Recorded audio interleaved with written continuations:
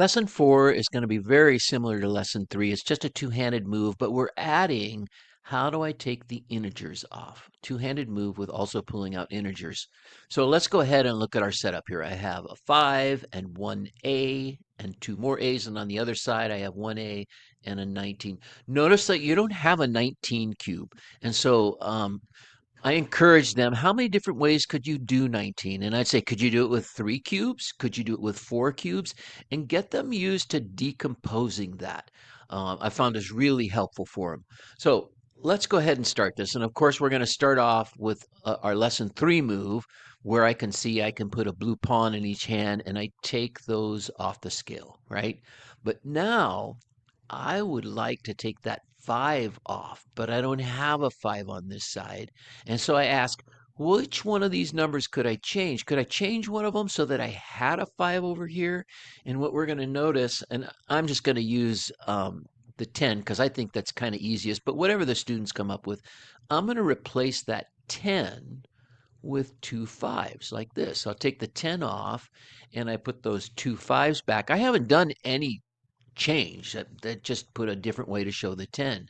And now you can take those 5s off with a two-handed move, a 5 from this side and a 5 from this side. And again, hold it above the scale, making sure you've got one from each side, and then remove it from the scale.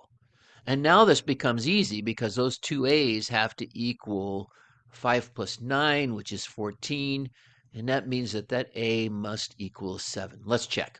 7 and 7 is 14, and I have 14 on this side. So it works. A equals 7.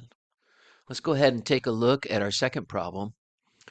I've got 5 B's and a 2. And on the other side, I have 1 B and a 14, which I'm going to just do as a 10 and a 4, but it could have been a 7 and a 7 or a number of ways, and 2 more B's. And so we'll start off with our lesson 3 move, right, where we're taking hold those up in the air and take them off. And notice here, can I grab 2 at the same time? Do I need to do these one at a time? Absolutely not. Let them be creative. Sure, you can take 2 off at the same time. As long as you have the same thing in both hands, it's a legal move. And so I take those off. And now I'm stuck wondering, how do I get rid of this 2? And I can either take it away from the 10 or I could take it away from the 4. And I'm going to choose to take it away from the 4 because I kind of like that 10.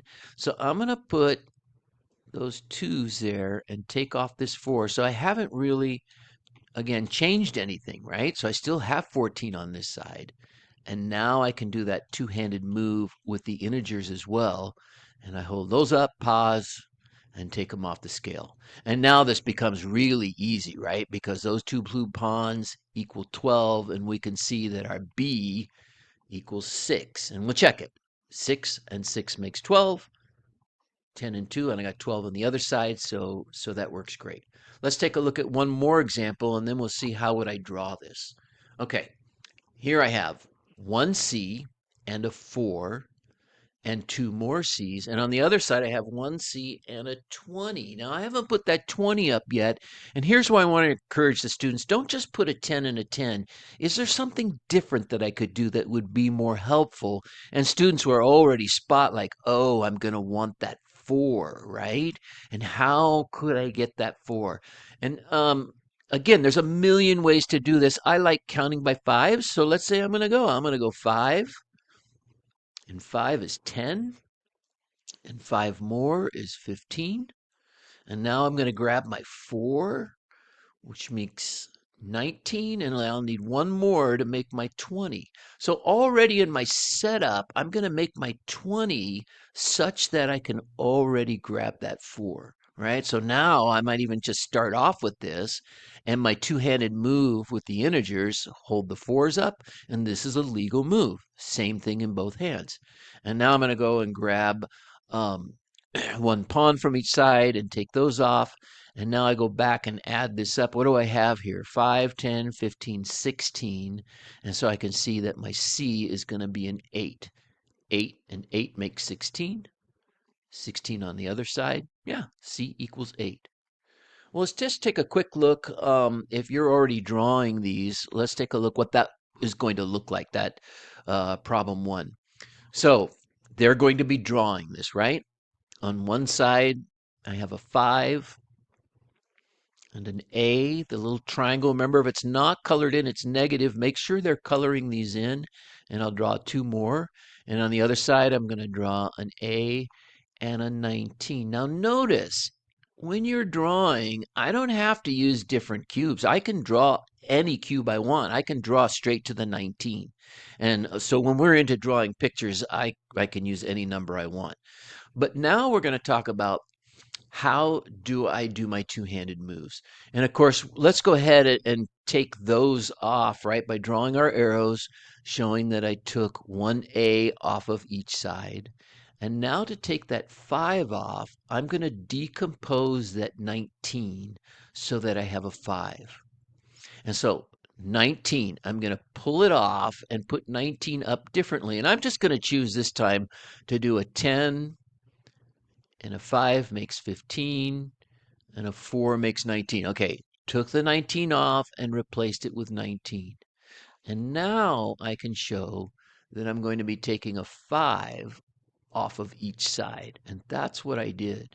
Now, at this point, we're going to redraw the scale. There's nothing else I can take off. And so we always want to redraw the scale to make sure we're not getting confused on what we have. I'm left with those 2 A's, so I'm going to draw them. And on the other side, I've got this 10 and this 4, which makes 14. I can write 14, or I can draw a 10 and a 4. It doesn't matter. But here we can clearly see that if that's 14, those are going to be 7s. And remember, have them draw, what does that thing equal? All the A's have to equal the same number. So 7 and 7 is 14. And so I can see that on the left side, I've got 14. And on the right side, I've got 14. And so that lets me know that, yeah, my A equals 7. And that's lesson 4. Thank you.